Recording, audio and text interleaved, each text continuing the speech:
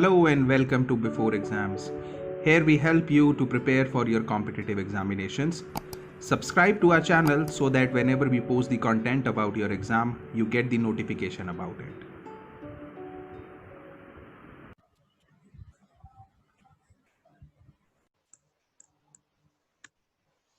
Hello everyone. In today's video, we will be talking about theories of economics.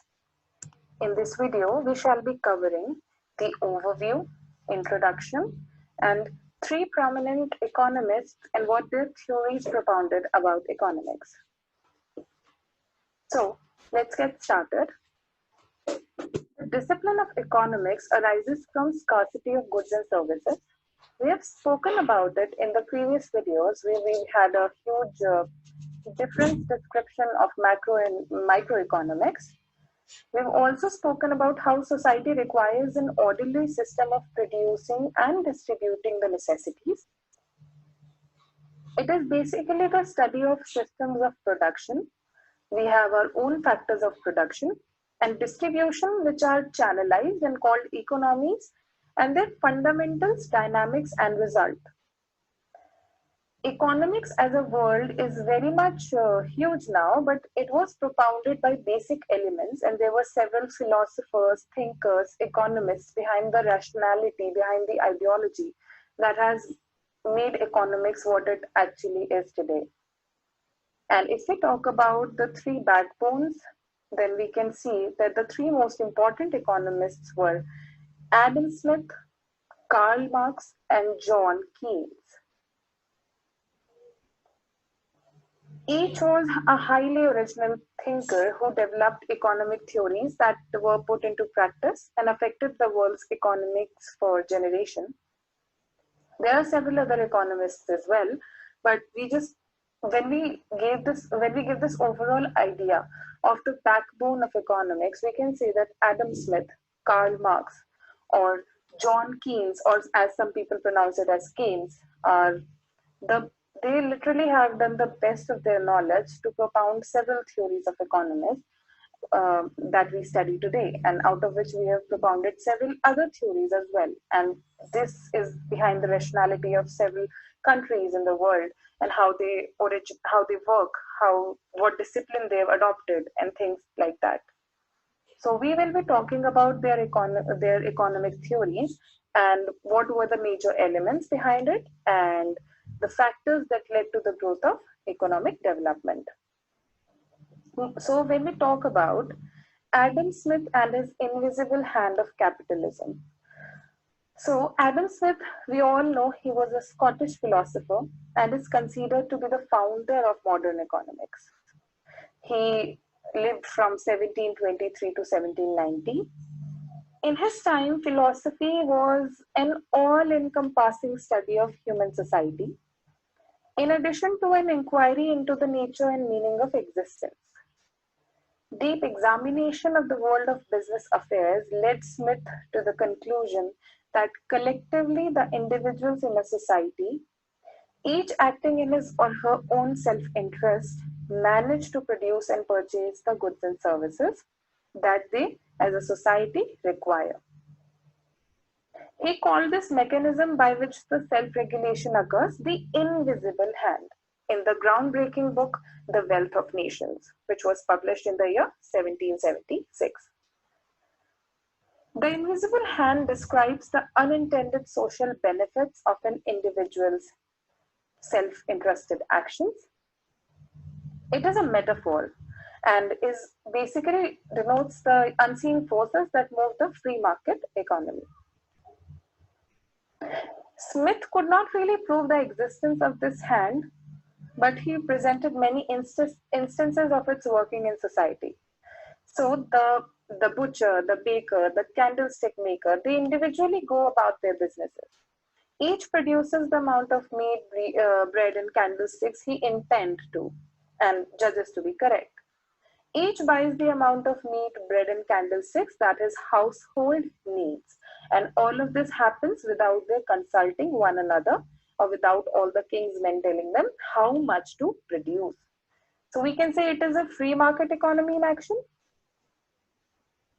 In making the discovery, Smith found it that this is known as classical economics, and the key doctrine of classical economics is the laissez-faire, which is attitude of government towards the marketplace that will allow the invisible hand to guide everyone in their economic endeavors. His work indeed gave generation of economists plenty to think about and expand upon. So we can say how beautifully he described this invisible hand by saying that it is an invisible hand, and he metaphorically used it with the free market economy. If we give this a detailed analysis, we can say that he introduced this concept in his book, and he had this metaphor for the unseen forces that move the free economy. Through individual self-interest and freedom of production as well as consumption, the best interests of society as a whole are fulfilled. And there's constant interplay of individual pressures and market supply, and demand causes the natural movement of prices and the flow of trade. The invisible hand is part of laissez-faire, which means let do, let go approach.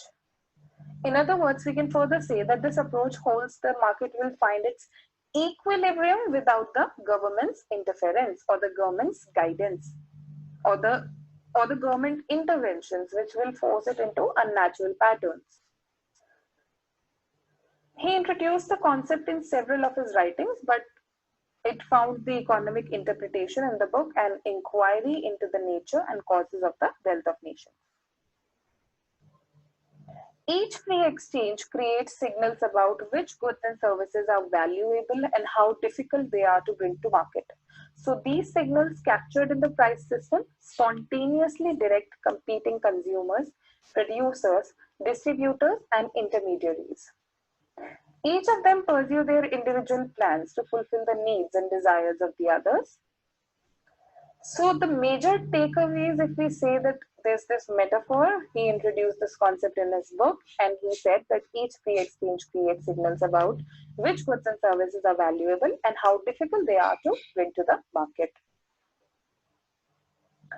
If we compare the invisible hand with the real world, we can say that business productivity and profitability are improved when profits and losses accurately reflect what investors and consumers want.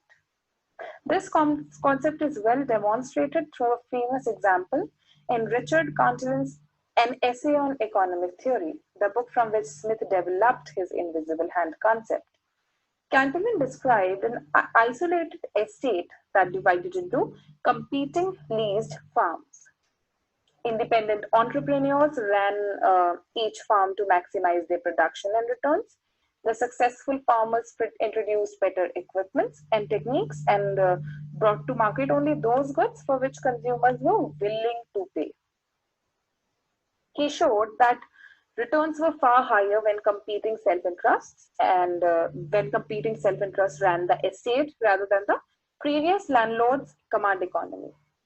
As a result, business climate of the US developed with a general understanding that voluntary private markets are more productive than government-run economies. Now, we should move on to the Karl Marx exploitation theory. Karl Marx is a German economist and a political scientist who lived from 1818 to 1883. He looked at capitalism from a more pessimistic and revolutionary viewpoint. Where Adam Smith saw harmony and growth, Marx saw instability, struggle, and decline.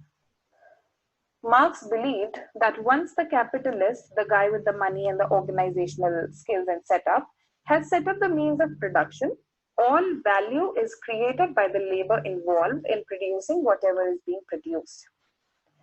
His view, presented in his 1867 term Das Kapital, or Das Kapital as people used to pronounce it, a capitalist's profit comes from exploiting labor. That is, from underpaying workers for the value that they are actually creating. For his reason, Marx could not abide the notion of a profit-oriented organization. So we can say that Marxism is a Western intellectual tradition spanning 150 years, consisting of three particular concepts that we will talk about in this video. His economic analysis of capitalism is based on his version of labor theory of value and includes capitalist profits as extraction of surplus value from the exploited proletariat. So, if we talk about the economic systems in Karl Marx's view, we can say that he saw capitalism as the agenda. In simple terms, economies consist of producing goods and exchanging them. They can be divided into formal economies and informal economies, but capitalism is an economic and social system in which capital and non-labor factor of production or the means of production are privately controlled.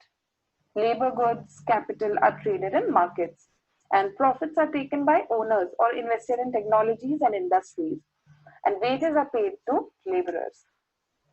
Though capitalism has developed incrementally since the 16th century, Adam Smith is largely credited with outlining the theory, and then we had Karl Marx's theory. Though the market is encouraged to act on its own, in any capitalist economy, the government is intimately involved in regulating the economy.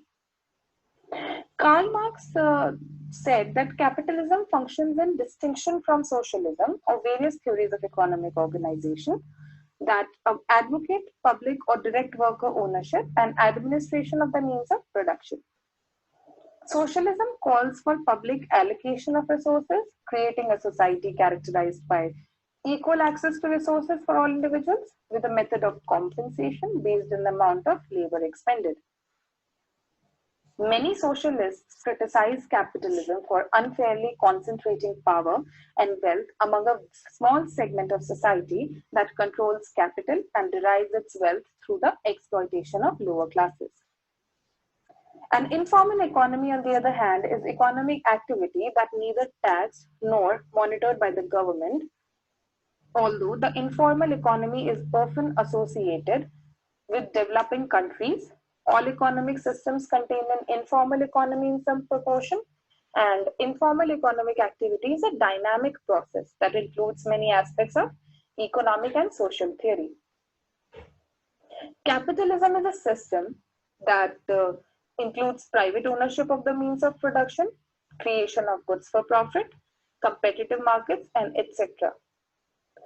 So we can say that capitalism is generally considered by scholars to be an economic system that includes private ownership of the means of production, creation of goods or services for profit or income.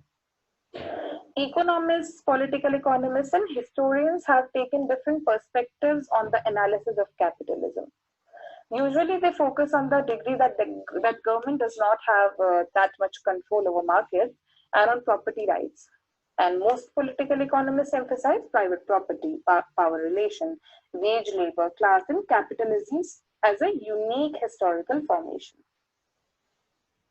It is generally viewed as encouraging economic growth. The differing extents to which different markets are free, as well as the rules defining private property, are a matter of politics and policy.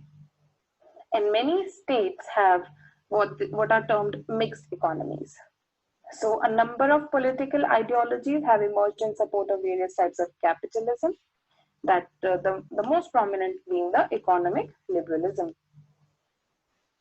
The relation between the state, its formal mechanism, and capitalist societies has been debated in many fields of social and political theory, with active discussion since the 19th century. Going back to Karl Marx's view, the situation of management exploiting labor underlies the class struggle that Marx saw at the heart of capitalism. And he even predicted that struggle would ultimately destroy capitalism. To him, class struggle is not only inherent in the system because of the tension between capitalists and workers, but also intensifies over time. We can see that in the today's scenario. If we overlook at the scenario, we can clearly see the visionary thoughts he had. The struggle intensifies as businesses eventually become larger and larger due to the inherent efficiency of large outfits and their ability to withstand the cyclical crisis that plague the system. Ultimately, in Marxist theory, society moves to a two-class system of a few wealthy capitalists and a mass of underpaid, underprivileged workers. He also predicted the fall of capitalism and movement of society towards communism, in which the people, that is the workers, they own the means of production, and thus they have no need to exploit labor for profit. Clearly, his thinking had a tremendous impact on societies. If we take example of former USSR in the 20th century. Now, two events have undermined his theory. First, the socialist, centrally planned economies have proven far less efficient in producing and delivering goods and services. That is, at creating the greatest good for the greatest number of people than capitalist system. And secondly, workers' incomes have actually risen over time, which undercuts the theory that labor is exploited in the name of profit. So this theory has been cut by the advent of time and the prevalence. His theories have been discredited. They are fascinating and worth knowing. They even say something about weaknesses in capitalism. For instance, large companies do enjoy certain advantages over small ones and can absorb or undercut them, as shown by examples. Keynes. Now we will move on to the Keynes theory. His theory was revolving around the government should help out the economy. So we can see that it is an economic theory of total spending in economy and its effect on output and inflation. It is developed by British economists in an attempt to understand the Great Depression. So we can say John Keynes, a British economist and financial genius who lived from 1883 to 1946, also examined capitalism and came up with some extremely influential views. They were, however, quite different from those of Karl Marx's and, for that matter, Adam Smith as well. In 1936, he published his General Theory of Employment, Interest, and Money. We will examine these theories later. Let's just talk about the propensity. So, the largest significance of his work lies in the view he put forth about the role of government in capitalist economy. And he was writing during the Great Depression. So it's worth noting that at that point in the US, unemployment reached about 25%, and millions of people had lost their life saving as well as their jobs. Now, there was no clear path out of the depression, which led people to seriously question whether Smith's invisible hand was still guiding things along, or was this worldwide collapse of economic activity the end of capitalism? However, Keynes believed that there was only one way out, and that was for the government to start spending in order to put money into private sector pockets and get demand for goods and services up for running again. President Franklin D. Roosevelt gave this remedy a try when he started a massive public works program for employing a portion of the idle workforce, and U.S. entry into the World War II rendered this a less than pure experimental government expenditure. The war effort boosted production to extremely high levels, and while simultaneously taking millions of men out of the civilian workforce and into uniform. We can say it is an approach to economic policy that favors using the government's power to spend, tax, and borrow to keep the economy stable and growing. So it is an economist or other believer in Keynesian economics. The validity and desirability of Keynes' prescription for a sluggish economy using government spending to prime the pump are still debated today. Many other economists have note advanced theories and otherwise added the body of knowledge in the science, and there were several other ideas that propagated. The most influential is Smith because he founded and formalized the science of economics. Marx because he challenged capitalism and such a forceful impact on society and politics, and Keynes because he prompted new practices as well as new theories in the world of economic policy. Keynes also played a role in the founding of the International Monetary Fund and other political economic measures taken at the end of World War II.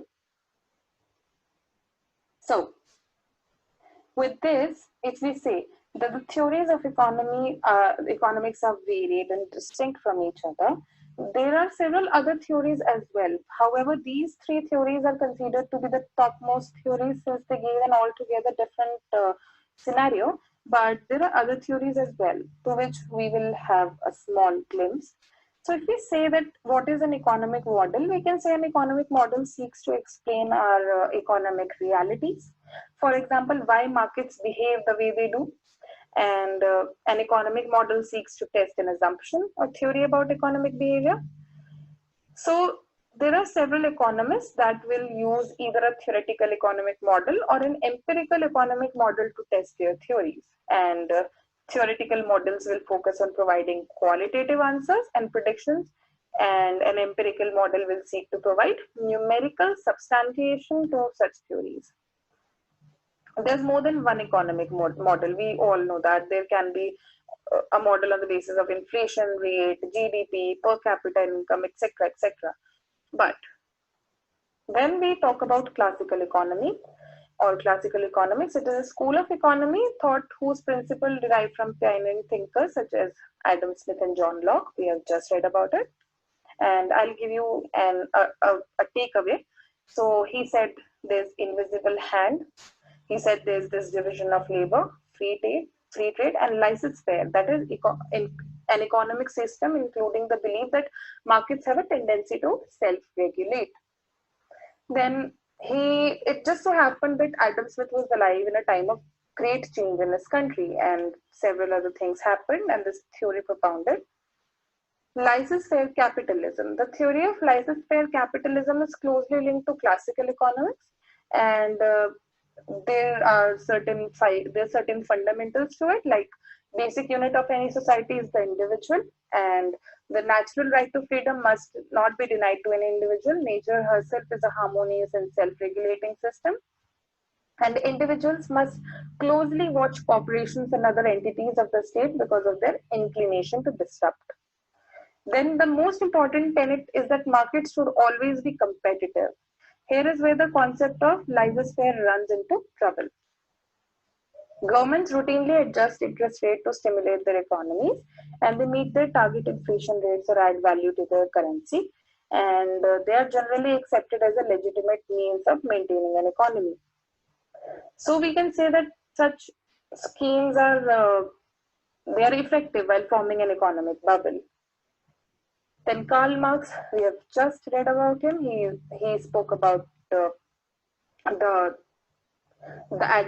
he advocated the concept of capitalism with its own faults and miserability, and further included conflict and instability. And Marx and Smith's philosophies were grounded in the same plot, that is, economic modeling must be driven by a moral code. Now, there's one more thing, that is efficient market hypothesis, which you will witness when you study the chapters by your own.